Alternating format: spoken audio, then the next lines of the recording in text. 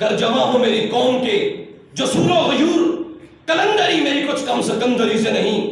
گر جواں میں ہوا جوہر و اشکارا سے، کلندری سے ہوا ہے سکندری سے نہیں۔ تحریک آزادی کشمیر یہ ضروری نہیں ہے کہ آج آپ کی اس محفل کے اندر کوئی قاداور شخصیات ہوتی تو آپ کے پروگرام کو چار چاند لگتا۔ یہ ضروری نہیں ہے کہ کوئی بڑے بڑی آرگنائزیشن کے، بڑی بڑی تنظیموں کے رہنما یہاں پہ موجود ہوتے اور آپ کے پروگرام کو چار چاند لگتا۔ یہ ضروری نہیں ہے کہ کوئی بڑا لیڈر آپ کے پاس بیٹھا ہوتا، آپ سے محض گفتگو ہوتا اور آپ کے اس پروگرام کو چار چاند لگ جاتے۔ تحریک کا آغاز کرنے والے لوگ، تحریکیں اٹھانے والے لوگ، قربانیاں دینے والے لوگ اور قربانیوں والے رستے پہ چلنے والے لوگ کبھی یہ نہیں سوچا کرتے کون ہماری منزل کا ہمراہی ہوگا اور کون ہمارا ہم سفر ہوگا۔ اس لیے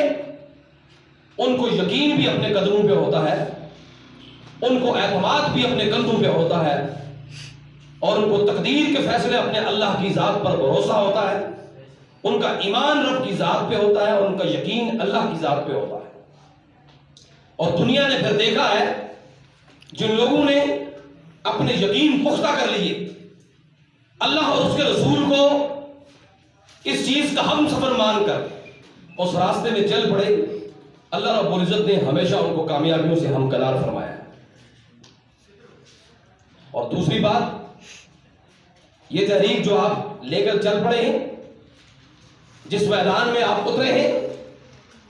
یا جس تحریک کے پیچھے جن قاداور لوگوں کے آپ پشتی بان بنے ہیں، جن کے بارے میں ابھی بھی بھائی ذکر کر رہے تھے کہ جیلوں کے اندر بیٹھ کر بھی وہ یہ اس وقت آپ کی تحریک کا حصہ بنے ہوئے، آپ کی تحریک کا کام کر رہے ہیں۔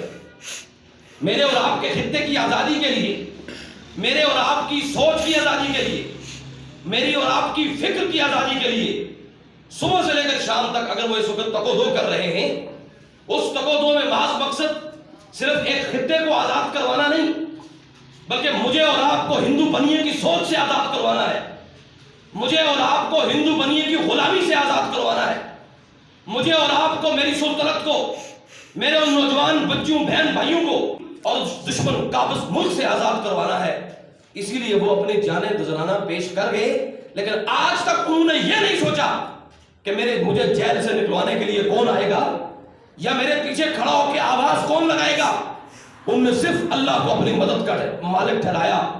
اللہ کی ذات پہ یقین رکھا، اور اسی تحریک آزادی کشمیر کے لیے لڑتے لڑتے آج جیلوں کی سلاخوں کے اندر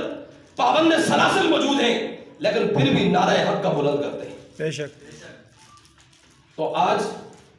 اس پروگرام میں اگر آپ چند احباب بیٹھے ہوئے ہیں، اگر آپ بھی اپنے کاز کے ساتھ، اپنے ویژن کے ساتھ، اپنی سوچ کے ساتھ، اپنے ارادے کے ساتھ اگر آپ منظم ہیں، اگر آپ متحرک ہیں، اگر آپ کمیٹڈ ہیں، تو پھر اقبال نے کیا خوب کہا تھا، گر جواں ہو میری قوم کے جو سور و غیور، کلندری میری کچھ کم سکندری سے نہیں،